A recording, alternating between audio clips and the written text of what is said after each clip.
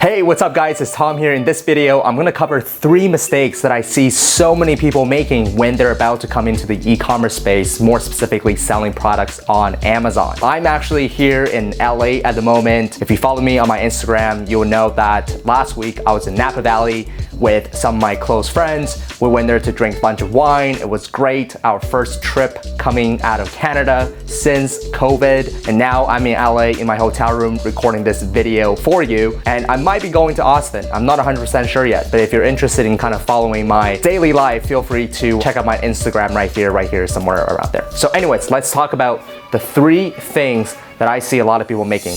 I trust that life will take me to a better place based on the action I've taken today. Trust the process.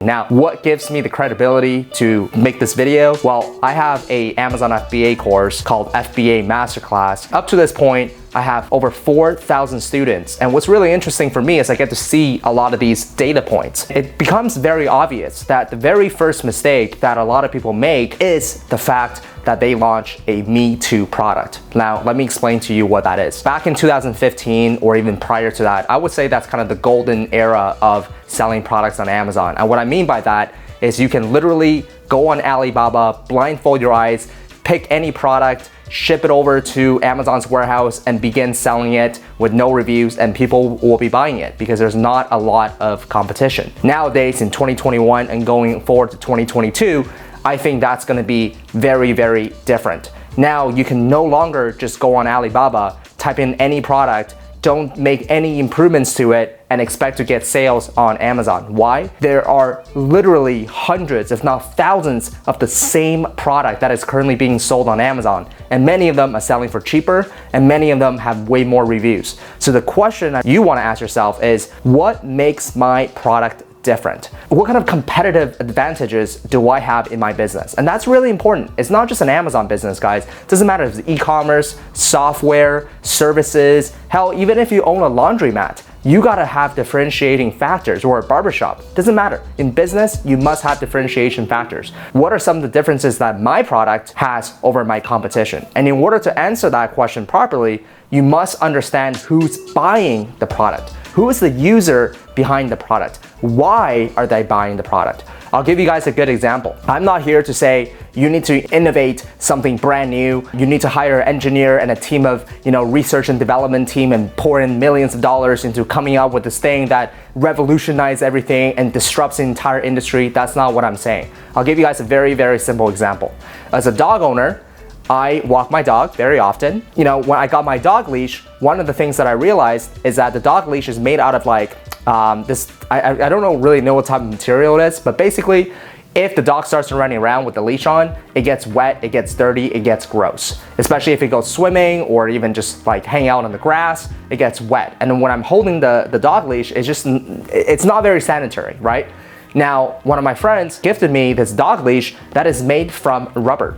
Now, the cool thing about rubber is that it's water resistant, it's not gonna soak in the water, and it's really easy to clean, and it doesn't really pick up too much dirt on it. So that's a really cool differentiation factor.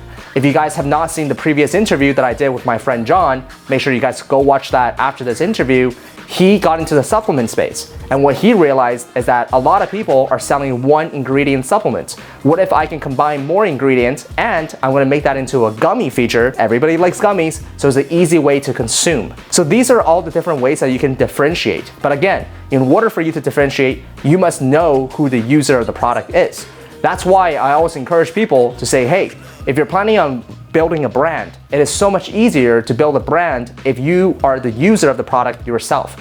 If you're not a user of the product yourself, that's fine as well, but you gotta be open-minded enough to actually do research on who the user is and really get into their heads, what their pain points are, and so on and so forth. So that's really number 1, guys. Don't launch some sort of a commodity. Start thinking about the product that really solves the pain point. So that's number 1.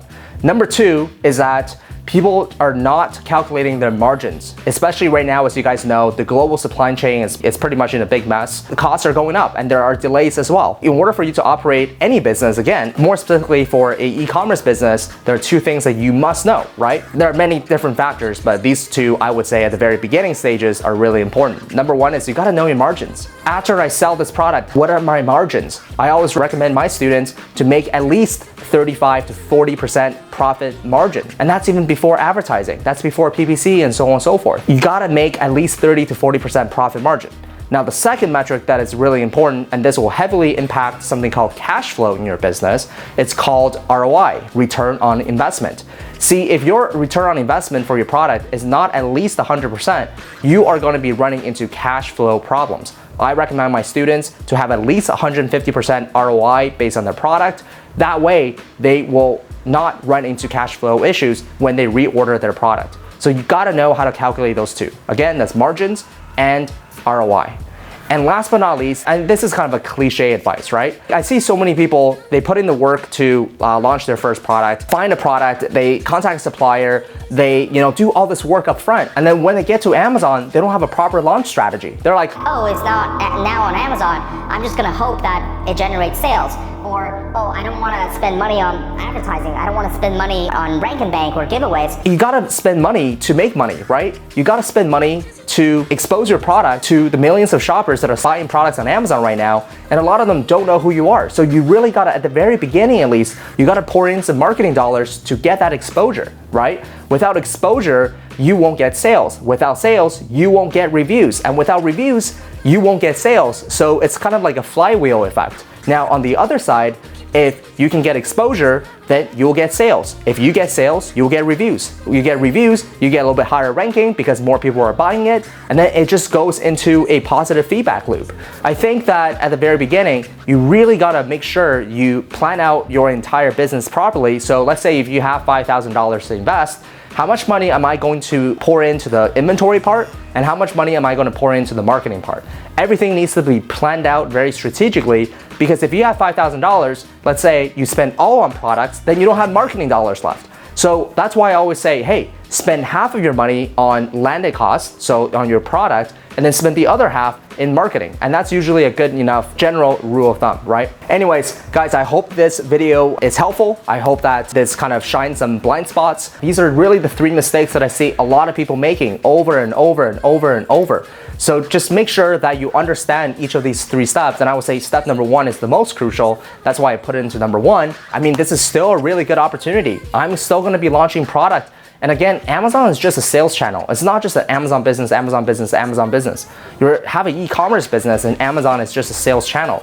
Down the road, you can go into retail store, just like we did with Sdara. We got into Nordstrom. You can have social media, you can have this, you can have that. So Amazon is still a great platform for you to get your initial sales. On Amazon, you can go from 0 to $1 million, $2 million, no problem. But if you wanna go 10, 15, 20, you gotta be in other channels as well. So anyways, hope you guys enjoyed this video. Smash the thumbs up button. I'll see you guys in the very next video.